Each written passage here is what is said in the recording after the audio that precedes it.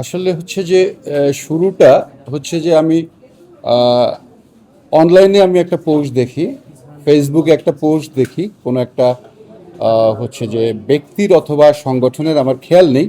তো সেখানে আমি হচ্ছে মাতিয়া বেগম শুকুর হচ্ছে যে ক্যান্সার, সেই জন্য সরকারের কাছে এই চিকিৎসার সহায়তা চেয়ে একটা আবেদন দেখেছি।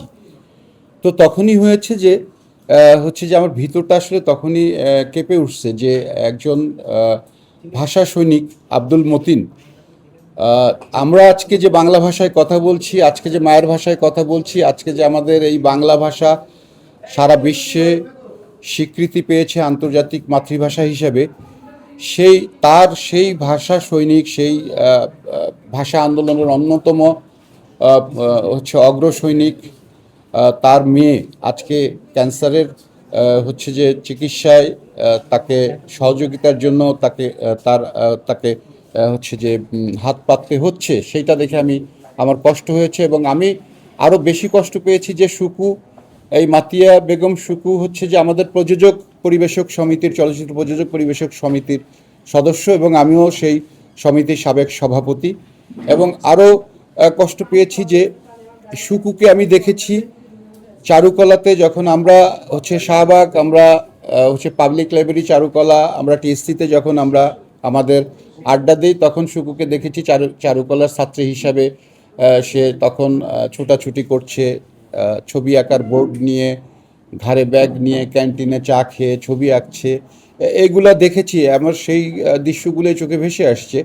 তো এরকম একজন শুকুও জাতীয় চলচ্চিত্র প্রাপ্ত হচ্ছে প্রযোজক।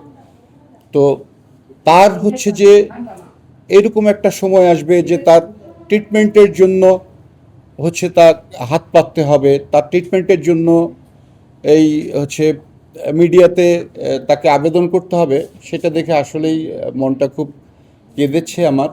তো আমি হচ্ছে যে আজকে এই আয়োজনটা করেছি দুইটা দিক থেকে। আমি ফ্যামিলির কাছেও ক্ষমা চেয়ে নিয়েছি যে আজকে এই আয়োজনটা করার জন্য, এই আয়োজনটা হয়তো নিউজ হবে, সবাই দেখবে।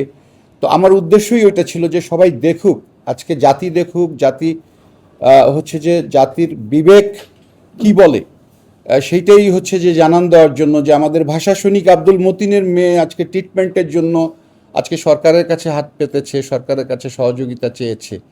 তো সেইটার জন্যই যে আমাদের যে সবাইকে, জাতিকে জানানোর জন্য যে আমরা আমাদের এই চলচ্চিত্রকার, আমাদের হচ্ছে যে শিল্পী, কলাকুশলীরা আমাদের আসলেই যে আমাদের ভালো নেই, এবং আমাদের জন্য হচ্ছে যে আমাদের রাষ্ট্রের যে পৃষ্ঠপোষকতা দরকার আছে, আমাদের জন্য সবার কাছে না যেতে হয়। আমাদের একটা কল্যাণ ট্রাস্ট হয়েছিল, সেখানে আমরা শুনেছিলাম যে 50 কোটি টাকা কল্যাণ ট্রাস্টে থাকবে, সেখানে সিড মানি হিসেবে, সেটা এফডিআর হিসেবে রাখা হবে, সেইটার যে ইন্টারেস্ট আসবে প্রতি মাসে 30-35 লাখ টাকা।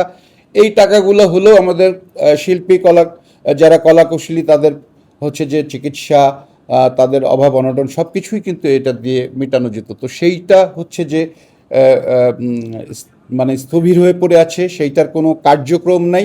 এইটাকেই হচ্ছে আমরা আবার সচল করার জন্য, যেন আমাদের আর এইভাবে হচ্ছে যে এই ডিজিটাল মাধ্যমে যেন আমাদেরকে এইটা বলা না লাগে যে হচ্ছে যে আমাদের ট্রিটমেন্টের পয়সা লাগবে। তো আমাদের কল্যাণ ট্রাস্ট থেকেই যেন আমরা করতে পারি, সেটা নিজেরা করতে পারি, যার জন্য সবগুলো সংগঠনের থেকেই আজকে আমাদের এখানে আমি ডেকেছিলাম, বসেছি।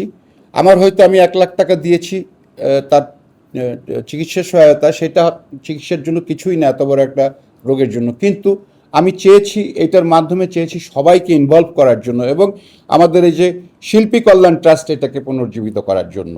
জাস্ট এটাই আমার একটা প্রচেষ্টা ছিল।